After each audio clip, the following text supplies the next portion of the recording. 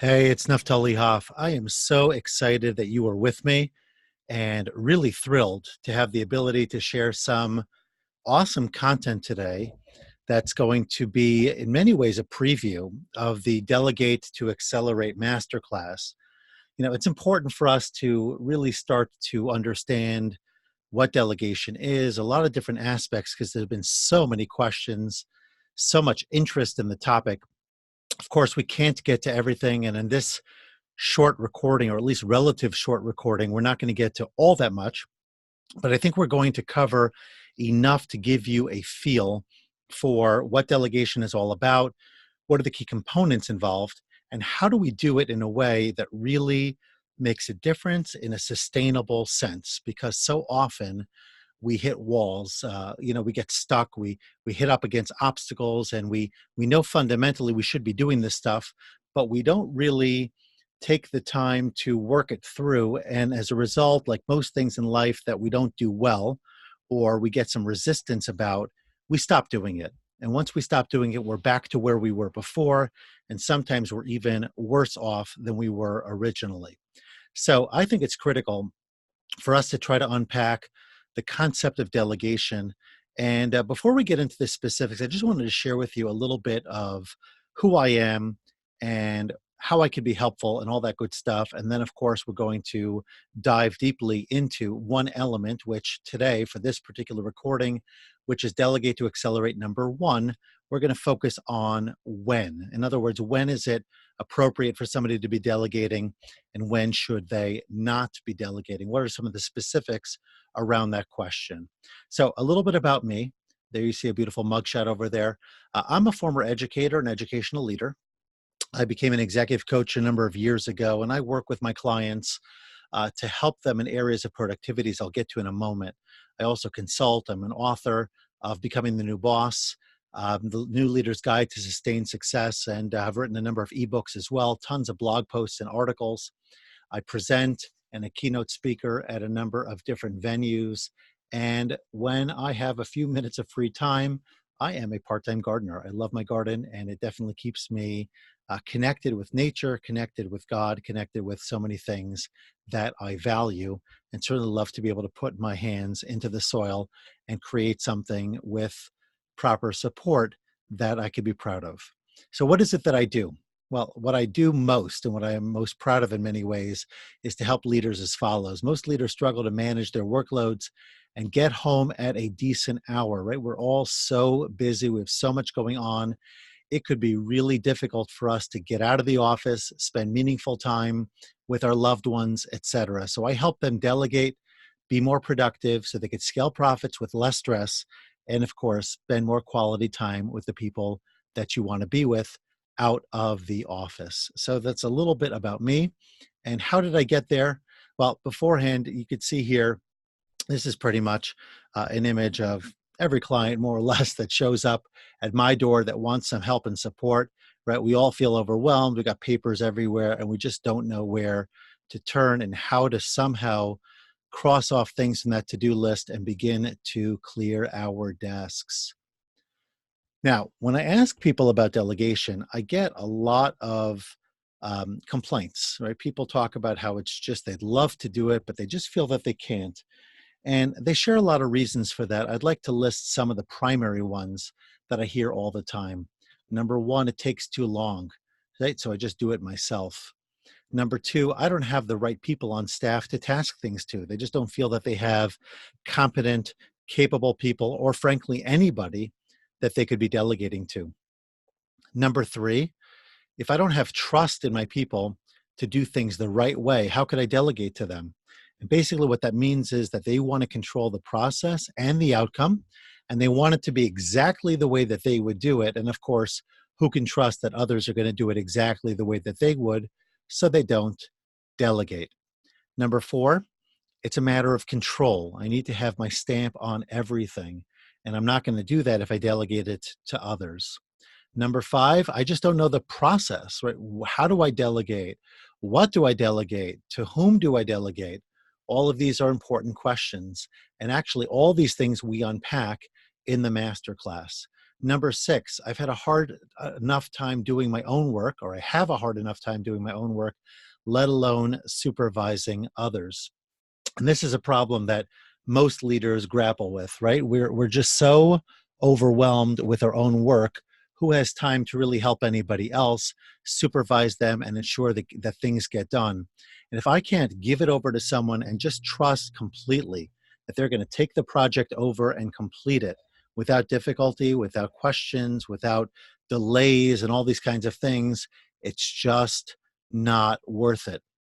Number seven, another important one. We don't want to ruffle any feathers. And many of us feel that our people resent being asked. They feel like we're dumping on them, we're piling on them, and we should just be doing it ourselves.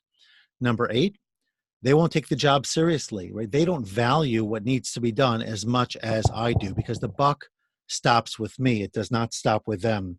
So if they don't value the work, they're not going to put in the effort. And finally, sometimes they feel that the job, the work is just boring. It's not exciting. It's not engaging. So I'll just do it myself. I'm not going to ask anyone else to do it for me. And taken apart, they sound like justifications. There's logic to it, obviously. And these are real issues for people. These are reasons we don't delegate. And, I've experienced it myself. I'm not saying that these are not valid. They certainly are. But at the same time, we know that if we want a different outcome, we need a different approach because if we continue to do the same things we've been doing until now, we can't expect different results. And this is all about getting different results so that we can have a change in our lives for the better. We can be more comfortable. We could be more relaxed. We could be less stressed. And positively, we could be scaling productivity, scaling output, scaling profits, because we are positioning the right people to do the right work. And we're actually scaling empowerment and motivation, engagement, all of these things that we want our coworkers and our team members to feel more of because these are important. They drive productivity and they drive successful business or organizational function or outcome. So these are important, and we definitely don't want to lose sight of that. So these excuses are real, but they are excuses, and we have to figure out ways by which to get past them. Now, before I get into the specific responses, I just want everyone to understand that, I have my own story. I was a school leader of 360 students plus a sizable staff.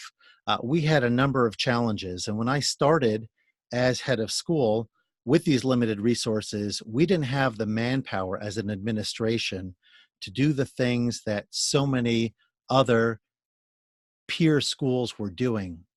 And we felt because we were competing in the marketplace, because we had certain perceptions that we were trying to change in terms of the academic program, the rigor, the overall quality of the program, et cetera, we felt a tremendous pressure to try to get more done with less. So just a few examples, we had no admissions director or marketing professional.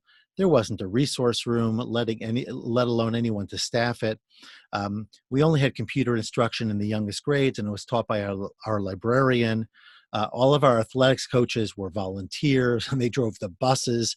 I mean, we're talking about very much a shoestring budget, and this was at the back end, but still very much when we felt the impact of the Great Recession. So there was a lot of challenges at play, and we knew that if we were going to get to meet our goals, we had to change our approach. And I, in particular, started to think about how could I delegate and empower some of the people we already had that we were already paying, but do so in a way that made better utilization of their time, engaged them at a higher level, and removed some of these functions from the administration so that we could shift our energies to other places that were even more critical. So in this particular case, we enter into the world of Laurie because, as I said before, we were all stressed out. We needed someone who could help. She was a wonderful individual, is a wonderful individual who is really the glue of the office. She served as my personal secretary. She managed other secretaries and members of staff. She handled a lot of responsibility. But I felt that she, with her personality, with her marketing background, which actually had not been tapped into much at all, we could get a lot more out of her and a lot more of a higher quality work. In other words, we could always replace the secretarial function she was managing with somebody else and at a lower price point. But we needed her to step in to provide some of the critical pieces, particularly on the front end of admissions as well as marketing, because one of my assistant heads of school was also the de facto admissions director, and that wasn't a good strategy. We really had nobody in marketing in a community where marketing was taken very seriously and PR and all of that were very important. And we couldn't rely on a fly by night approach any longer in order to make this work. So as I gave it more thought and discussed it with the administration, and I said, why don't we consider Laurie in this capacity? There was real agreement around it. And so what we did was I sat her down, we had a conversation. I offered her a slight raise in salary, but I offered her a real increase in meaningful work for her. And she was so grateful. She was so gratified to get work that she was really excited about, that engaged her and motivated her, gave her new opportunity, gave her new responsibility, and created a whole different dynamic for the office, for her, for public relations to the community. We now had a real admissions process. It was still a lot for one person to handle. We had to support Laurie as well, but it created a whole different approach to how we handled some of these critical pieces. And I started to feel for sure less stressed about these important components because I knew that we at least had begun the process of improving the situation.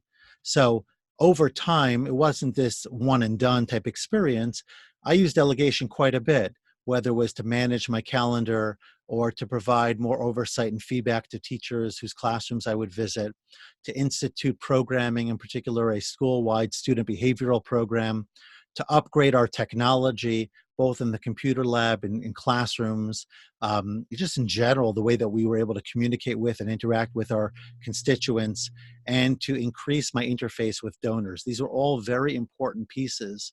And for me to be able to delegate elements of it, usually back-end stuff, I would still be the front-facing representative, if you will, of the school, both internally and externally, but having people, whether it was committees or individuals or small groups that were tasked to specific responsibility, research, communication, soliciting proposals, these kinds of things, that allowed me to do the work I really needed to be doing, which was getting into classrooms, interfacing with key constituents, really being the voice and the guide, the leader of the school.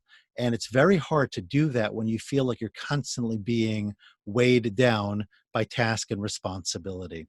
So that's kind of like my delegation experience. And I'd like to briefly share with you two other experiences of the many individuals that I've helped. One of them is David, and the other is Pearl. Now, David is a small business owner, lives in the greater New York City area.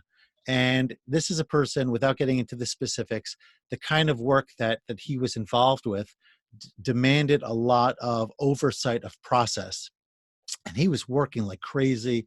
He needed to oversee everything. He was not taking vacation. He was not spending meaningful time with family. And it was something he felt, he felt that he really needed a change in his life. And in our conversations, we also recognized that if he wasn't going to delegate, he was never going to scale, because he was going to be so busy doing the day-to-day grunt work, let's call it, that he wouldn't have the ability to be meeting with the right people, to be selling the business and creating new relationships that would ultimately give him the right kind of client, so that he wasn't just pursuing, let's say, nickel and dime type business, but he was pursuing real serious business because he had the time to meet the right people, whether in his case, lawyers or landlords or other people in the real estate and rental management space that was specific to what he did. He needed to be meeting these people. He needed to be introducing his work to these people, and he couldn't do it if he's spending all this time in the office. So we talked about repositioning existing personnel to be able to utilize their talents more effectively, to hire and onboard a manager that was going to oversee the process, basically to become a replacement for David, so that David could be out there meeting and selling. And that mindset alone was transformative for him and really helped to change the way that he approached his business and ultimately to scale his business. In Pearl's case, Pearl's a school principal, and she heard a talk of mine on the topic of delegation, and she was really, she was at her wit's end. I mean, she was many years on the job, very experienced, beloved, but after so many years, she still could not find a way to get home at a decent hour. I mean, we'd call that the burnout freeway, and she was on it. I mean, she said to me multiple times, if we can't figure out, or I can't figure out a solution to get her off of this hamster wheel, she was just going to quit because it was getting to her to that degree. So we really try to break it down for her. We started with the task analysis. I asked Pearl to tell me all the things she was responsible for, or that she saw herself as responsible for, or the things she was already doing, and try to figure out, of all of those tasks, which are the ones that you specifically need to be doing, and which are the ones that you could be tasking to others, and in fact, delegating to others.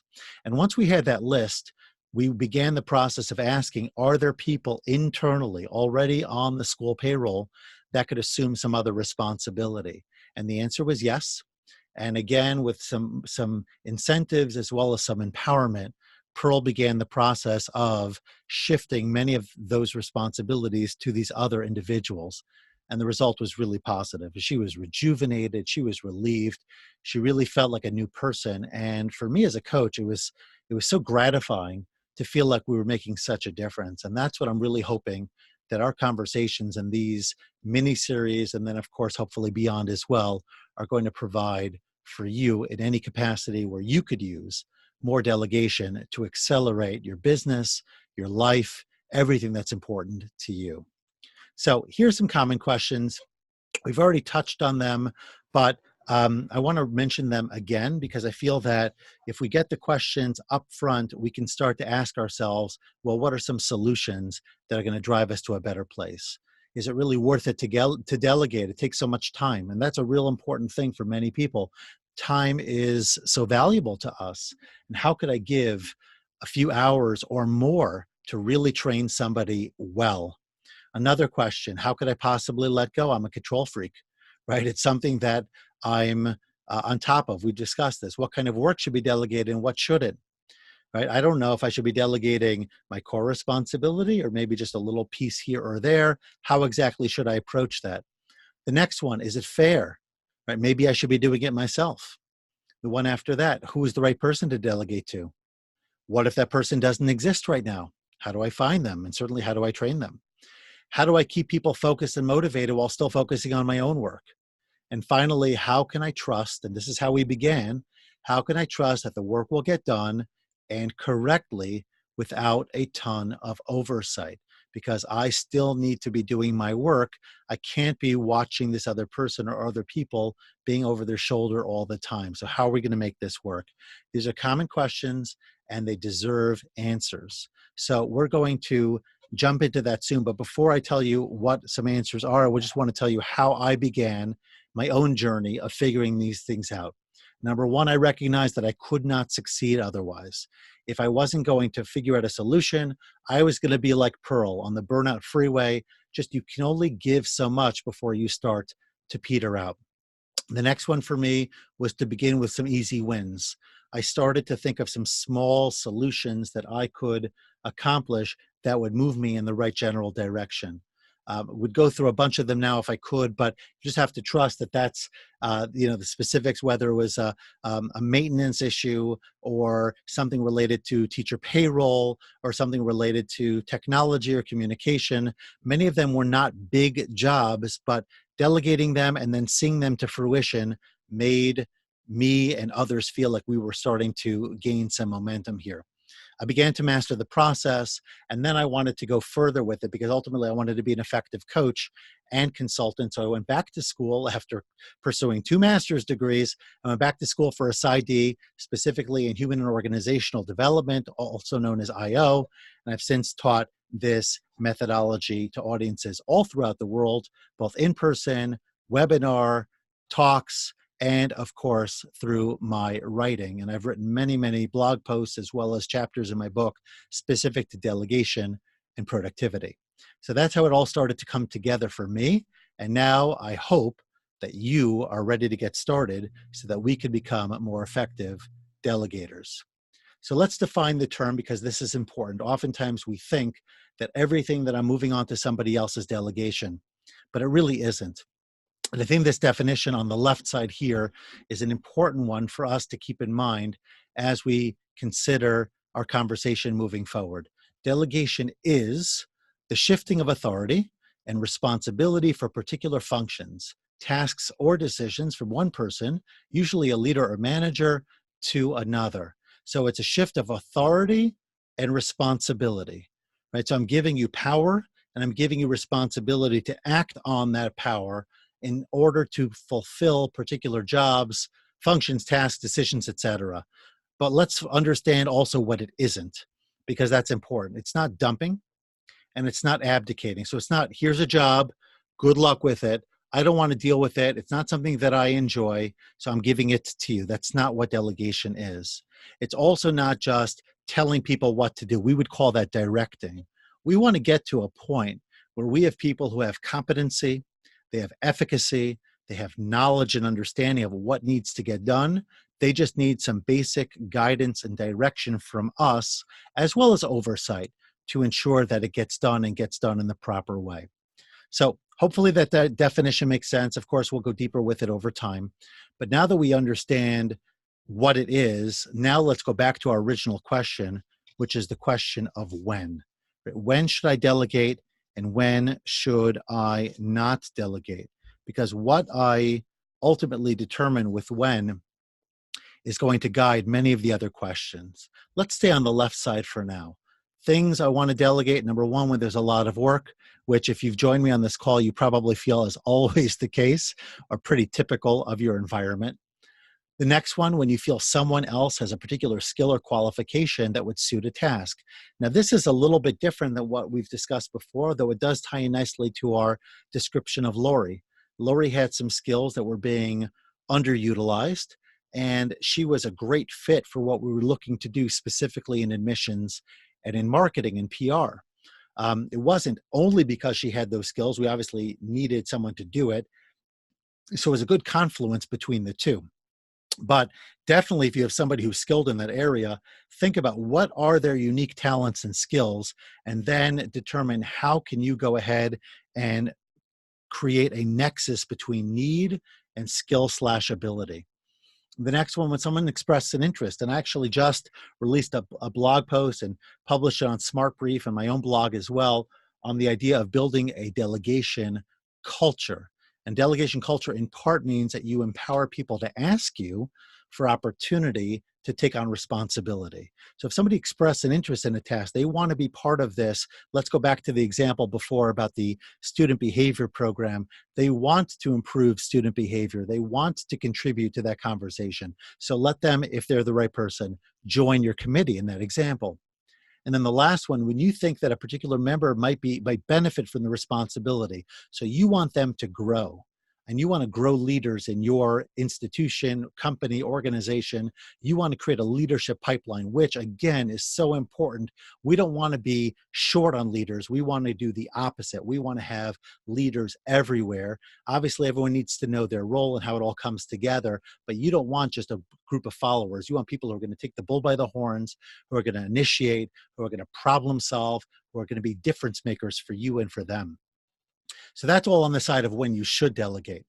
We'll quickly touch on some non-delegation situations. Number one, your own hot potatoes. So if something is extremely important with serious consequences, you need to be directly involved. You can't pass that on to somebody else.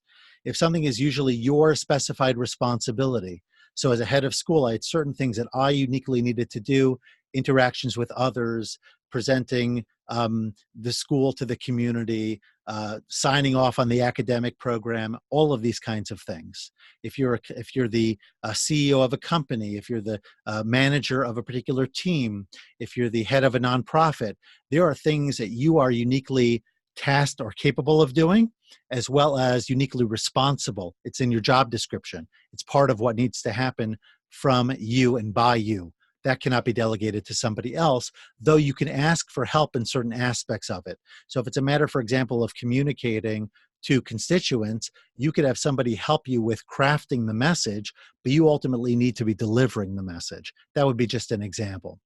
Okay, things you typically wouldn't do is not usually a good idea to pass on to others. Now, I'm not talking about things like washing the floor, right? You obviously hire janitorial staff. You obviously hire people to do repairs. You hire people to do food service, other things you may not typically do. But you still don't want to be asking people things that are, let's call it, so unpleasant in terms of the office type environment in which you operate, that they're not going to want to do it and they're going to just resent the ask. And finally, don't delegate tasks to a member who doesn't have the skills, right? If they're not up to it, don't just give it to them and hope that they're going to figure it out. You have to minimally give them the tools to do it, and we're going to talk about that at a later point. Okay, so here's an example of what's called the must, should, could pyramid. And you'll notice it's a pyramid because the items at the top are typically fewer. The items at the bottom are much more significant. On the left side is the framework. On the right side are some examples. So it moves from what the leader must do all the way down to what others must do. And in the middle, you've got the two shoulds, and in the center, you have the could. So the leader must do, for example, now going to the right, personnel issues or strategic planning. That's something that the leader must be intimately involved with. What's something that a leader should do but could involve others? Reporting, budgeting, for example. Something that the leader could do, but others could do it if given the opportunity. There's a lot that falls into that, and we've already touched on some of those, so I'm not going to repeat them. What others should do, but the leader could help with in an emergency, may relate to routine decision making or even customer service. So maybe, for example, you have somebody else handling customer service, but there's a problem and it gets escalated, or they're short on staff on a given day. Maybe a leader will step in on rare occasion. And finally, what others must be doing on a regular basis. In this case, I chose bookkeeping and clerical work, but you could have your other examples that the others need to be the ones doing it, and the leader really needs to be outside looking in. So utilizing a must, should, could pyramid could be a very powerful way by which you can start to get a sense of what do I need to be doing as the leader, because that's really my task and responsibility, and how do I start to flesh out the question of what somebody else could be doing on occasion versus what somebody else really should be doing, if not always, then certainly often. And once you start putting things out there, you're going to start to see that there's only a relatively small amount of things that the leader must do. Again, the pyramid gets narrow at the top. And even the things that the leader should do is relatively narrow compared to all of the other tasks and responsibilities that may be going on. So think about that and really give meaningful consideration. And if you're not sure, I would encourage you to ask somebody else, whether it's somebody who reports to you, one of your direct reports, whether it's a colleague, somebody who's let's say a parallel, if another manager within the leadership team, or another executive within the C-suite, or maybe somebody on the board of directors that you trust that you could ask these questions to. Anyone like that could give you meaningful feedback. But you're going to already start to see that there's a lot of stuff that you are doing today that others could, and in many cases should be doing instead. And I hope that this is really helpful, because once you start to master this, it's a huge game breaker, or game changer, I should say, in terms of what's on your plate, and all of the other issues about being stressed out and feeling like you're just buried in work and you can never get out of the office. All that starts to change because you really have more control of your schedule, and you better understand what to say yes to and what to allocate to others. It doesn't mean you just punt it to them, as we've discussed, but at least knowing now somebody else should be doing this. How do I get to a point where somebody else will be doing this? Okay. And this delegation worksheet, which I'm happy to share with you, certainly message me or include me in the comments there. I'm gonna fire one out to you. But a delegation worksheet is really very simple. Left column, what is the task, and you write it down. In the middle, you ask yourself, can this be delegated? A simple Y or N would be sufficient. Sometimes you might say sometimes or often. You might hedge it a little bit, but at least you're beginning the process of reflecting on, can this be delegated or not? And then finally, you ask yourself, to whom should it be delegated? And that person may not even exist yet within your organization. And then you could write virtual assistant or future hire or something like this. But at least I see this responsibility should go to such a person, and this one, and this one. And already you start to decide, does this constitute a virtual employee? Is this a part-time hire? Is this a full-time hire?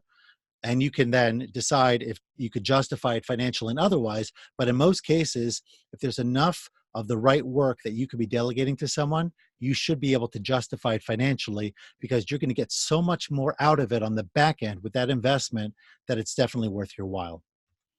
Okay, so some of the benefits of this delegation process we've already touched on, worthwhile to review again as well. Number one, a significant time savings, right? When you're delegating work, it gets finished sooner. You have more time for yourself. Your people have more time as well. There's this general feeling that there's a responsible nature to the amount of work that is being asked of people, and that creates more engagement, more positivity. There's a lot of emotional benefits as well, which is that second bullet. People feel empowered, they're motivated, they're engaged, they feel respected. So the benefits are huge. And I certainly would encourage you to begin the process already now. Even though we haven't covered everything, begin the process. Let's go back to that slide for just a moment. Start listing out your tasks, identifying what could be delegated. That alone will be so huge for you, because you're going to start to say, oh, I don't have to do this anymore. I can find somebody else for this. And even though you're not ready necessarily to give it to them today, that recognition will be relieving and transformative for you, and you'll start to think very differently about your situation. So we've run through quite a bit in a short period of time, and I plan to be creating more content because I'm just so passionate about this, and I want you to have actionable skills. But here are a couple of follow-up questions that I'd like for us to consider, because I think these are top of mind for so many of us. Number one is a long one. Let's go through it. I know that my people aren't up to be delegated to. And this, by the way, is a direct quote from one of the responses of the survey. I know that my people aren't up to being delegated to, meaning they say they're not ready yet. How can I possibly close the gap between where they are today and where I need to get them without taking so much time that it makes it not worth it? We've mentioned this before. Let's reiterate it here. I need people who are effective. I need people who know what they're doing. And I want to do it without just taking all of my time and energy to get them up to speed, so that it becomes worth it for me, right? If I'm going to spend so much time training someone, I may as well just do it myself. So how do we get past that? It's a massive hurdle, and it deserves attention. And here's another one. How can I know that my efforts will pay off with a quality outcome? Right? Maybe I'm going to invest all this time in someone, and by the time that everything is done, they're just going to produce poor communication, a lousy result. It's going to get other people upset. People are going to think that I'm, not doing anything. I want a quality outcome that justifies the effort and that justifies the investment financially, in time, in emotional energy, etc. So that's what we're going to focus on in our next webinar. Number one, how to find the right person. And number two, how to make sure that they're up to the task. How do I train them or empower them to be successful? So before we go, first of all, if you're still with me, that means that you've really committed yourself to learning about delegation, and on top of it, that you are somebody who I think could really help get the word out there. And for me, I'm an introvert, so I need your energy, your interaction, and your feedback to really kind of juice myself up and to keep this going. I have so much I want to give, but it's going to be so much easier for me to do that with your participation and support. So please, please comment below. Let me know your thoughts. Put your questions out there. Let's make this a conversation. And of course, be open to sharing this as well. If you know anybody that would appreciate this recording, anyone who would benefit from some of the strategies that we started to put out there and you think would be interested in hearing new content right away as soon as it becomes available, please do pass it on to them. So I'm going to wrap up for today, and our focus again was on when to delegate, when not to delegate. We have so much to talk about. Thank you again for joining me on this recording, and I hope that is an impactful and productive day for you.